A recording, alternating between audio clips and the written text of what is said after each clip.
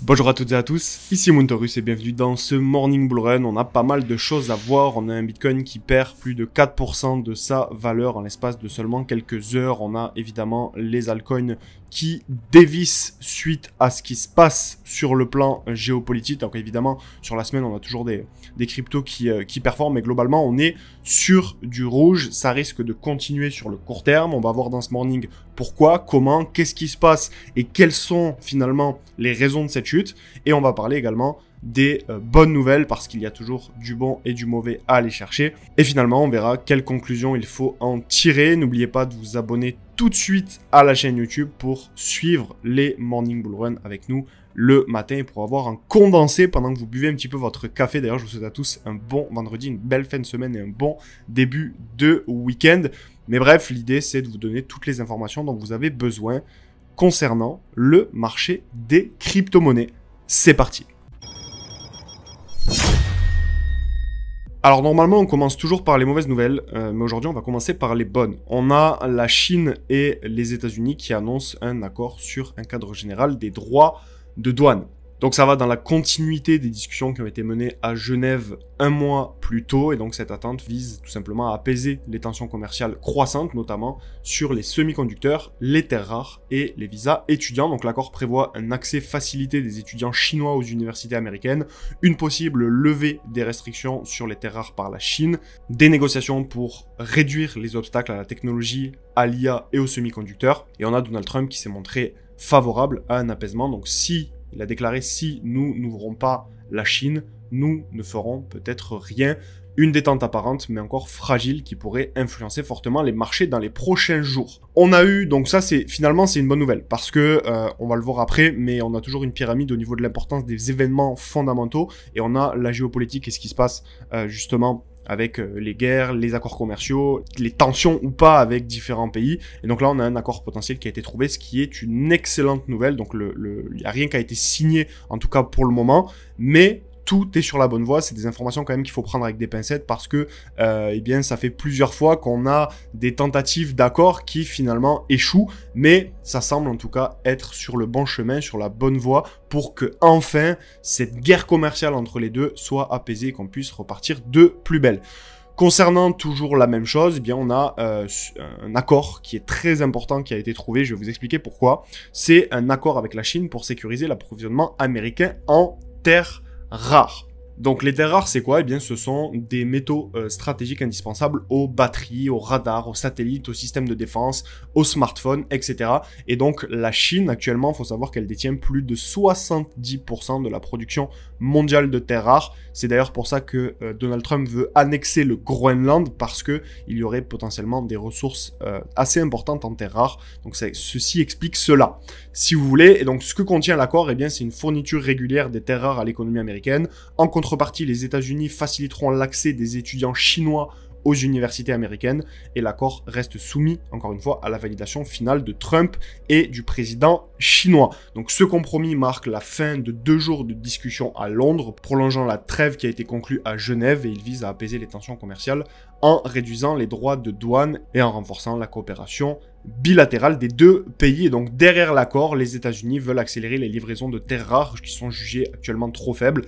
Pékin attend en retour un assouplissement des contrôles américains sur les exportations technologiques vers la Chine. Donc ça, c'était du côté des bonnes nouvelles. Évidemment, ces news-là, elles sont ultra importantes. Il faut rappeler que ces guerres commerciales, ça dure depuis un certain moment et que ça freine le développement et l'envoi de capitaux vers des marchés risqués parce que ça crée de l'incertitude. On l'a déjà évoqué plusieurs fois dans les Morning Bull Run ou alors dans le canal Telegram spécialement dédié à la crypto. D'ailleurs, n'hésitez pas à le rejoindre, c'est totalement gratuit. Vous avez un condensé de l'information tous les matins. Donc c'est là où on arrive sur les news un petit peu moins réjouissantes, sur les mauvaises nouvelles. On a l'Israël et l'Iran qui intensifient leur conflit, et ce que je vous ai fait, c'est que je vous ai préparé un récapitulatif chronologique des événements sur du très court terme. Donc on a le 12 juin des sources sources qui ont rapporté qu'Israël se préparait à frapper l'Iran, donc ce qui a créé des tensions et ce qui a fait grimper l'incertitude et l'inquiétude sur les différents marchés financiers. Suite à ça, eh bien, dès l'annonce de la possible action, on a les crypto-monnaies qui ont plongé, un Bitcoin qui a chuté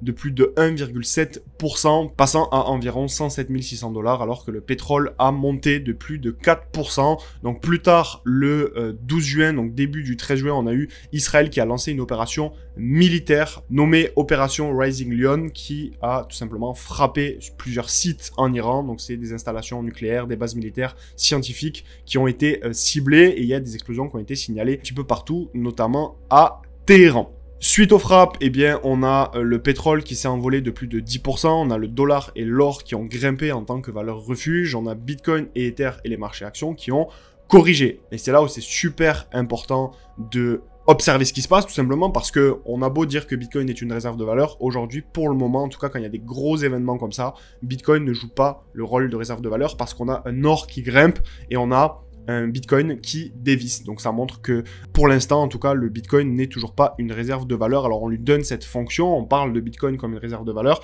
Sur du très long terme, évidemment que c'est le cas. Ça permet de se protéger contre l'inflation, mais sur du très court terme, en tout cas, quand il y a des gros événements géopolitiques qui se passent comme ça, des conflits, eh bien on voit qu'on a l'or qui monte, qui ne cesse de monter, tandis que le Bitcoin a l'effet inverse. Alors c'est sur du très court terme, la tendance peut s'inverser. On va voir, on va suivre ce qui se passe, notamment sur les vidéos de la chaîne, également sur le canal Telegram. Mais voilà, c'est important de le rappeler. Donc on a le marché crypto qui a connu une purge, environ 1 milliard de dollars liquidés en 24 heures. Donc on a Bitcoin qui a chuté de 4 à 5%, donc environ de 108 000 à 103 500 $.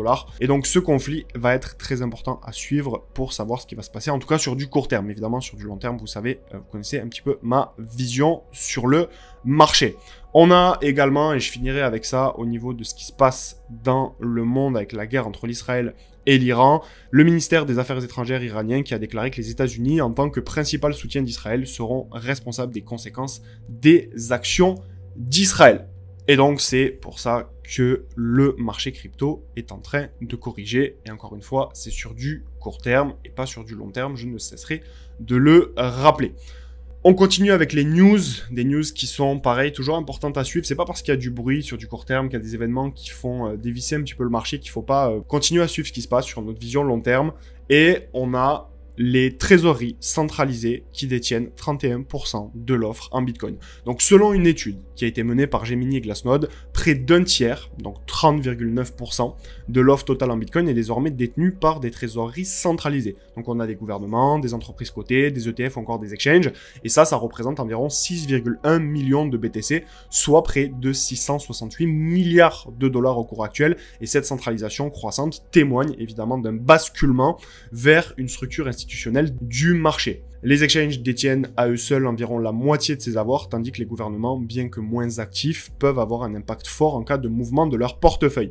En 10 ans, les avoirs du Bitcoin de ces entités ont augmenté de 924%, ce qui renforce le positionnement de BTC comme une réserve de valeur stratégique à long terme. Faut capter que ces couleurs-là sont très intéressantes, tout simplement. Pourquoi? Parce que jusqu'en 2020, ici, vous voyez, c'était majoritairement les exchanges. On avait un petit peu de fonds qui détenaient du Bitcoin. Et aujourd'hui, on voit que la variation du nombre d'acteurs est en train d'augmenter. Ce qui veut dire qu'on a une adoption, tout simplement, du Bitcoin et donc par extension des crypto-monnaies. Alors pour l'instant, les crypto-monnaies, c'est pas encore le cas. Mais ce qu'il faut comprendre, c'est que il n'y a pas de fumée sans feu et que cette diversification va continuer probablement à se prolonger avec le temps. Et donc ça aura par ricochet un impact positif sur le marché des crypto-monnaies, selon moi. Donc je voulais également ressortir cette pyramide que je vous montre de temps en temps, qui pour moi est super important à rappeler. On a une échelle d'importance sur les événements, sur ce qui se passe, sur les éléments fondamentaux à regarder. Et donc, on ne peut pas regarder uniquement les altcoins ou regarder uniquement ce qui se passe sur Bitcoin.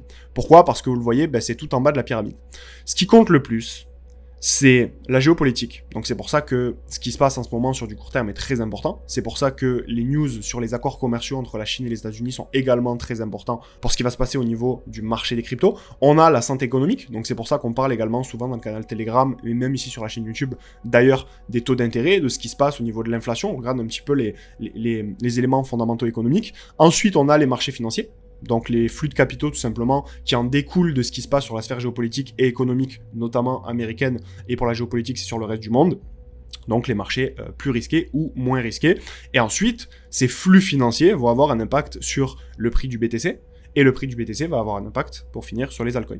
Et donc c'est pour ça que ce qu'on a évoqué ce matin, dans le Morning Bull Run, eh bien c'est super important. On a la géo et la santé économique, qui sont des éléments fondamentaux, et c'est bien de le rappeler, parce qu'on ne peut pas avoir une explosion, tout simplement, des altcoins si on n'a pas tous les éléments qui sont validés en amont. Et on termine ce morning avec un petit point technique. Donc je vous avais annoncé, hein, c'est ce qui est en train de se passer pour moi. Je vous avais annoncé qu'il y avait une zone là de confluence extrêmement importante d'un point de vue technique. On était juste en dessous des 100 000 $. On avait cette zone ici qui était une zone de liquidité super importante. On avait cette zone où il y avait, bon je vais pas vous le redessiner à chaque fois, mais de l'argent tout simplement à venir chercher, et que on avait des liquidités. Donc je vous avais annoncé qu'il fallait venir prendre ces liquidités, ben on est venu les prendre ici, ok. Et donc là le scénario, ça va dépendre de ce qui va se passer d'un point de vue fondamental, géopolitique et économique, mais pour moi ça serait qu'on vienne ici revenir rapidement sur cette zone, chercher de l'argent avant de pouvoir tranquillement repartir. Vous le savez, j'ai une vision qui est sur du court moyen terme jusqu'à septembre, donc pour moi on va avoir une potentielle appréciation du prix des crypto-monnaies, du marché des crypto-monnaies dans son ensemble, qui se fera pour moi à partir de septembre-octobre. On commencera à avoir des belles choses qui vont se passer. Encore une fois, ça va dépendre de ce qui va se passer, ça va dépendre des taux d'intérêt, ça va dépendre de tout un tas de facteurs, ça va dépendre s'il n'y a pas d'événements qu'on n'avait pas prévus de base qui viennent intervenir sur la sphère, encore une fois, géopolitique et économique au niveau des États-Unis et du reste du monde. Et à partir de là, on va pouvoir tranquillement avoir un marché des crypto-monnaies qui va pouvoir poursuivre doucement mais sûrement son expansion haussière. Et donc ça veut dire quoi? Ça veut dire que pour moi, là, les altcoins qui dévissent, il y a énormément d'opportunités à saisir, parce que je vous rappelle que les multiplicateurs se font à l'achat et ne se font pas à la vente. C'est-à-dire que c'est pas parce que vous vendez très cher que vous faites les plus beaux multiplicateurs, c'est parce que vous achetez pas cher. Sauf qu'acheter pas cher, évidemment, je le conçois, c'est très compliqué quand on n'a pas une vision d'ensemble et des convictions. C'est pour ça que je vous invite à vous abonner à la chaîne YouTube, rejoindre le canal Telegram, parce que on va travailler ensemble à façonner votre vision, vos convictions, à essayer de comprendre les éléments et vous les expliquer pour que vous puissiez vous faire un propre avis qui sera basé vraiment sur la réalité, parce que on suit tout ce qui se passe sur ce marché passionnant qu'est le marché des crypto-monnaies. C'est tout pour ce Morning Bull Run. J'espère que ça vous a plu. Je vous dis à très vite sur la chaîne YouTube. C'était Moontaurus. Ciao, ciao.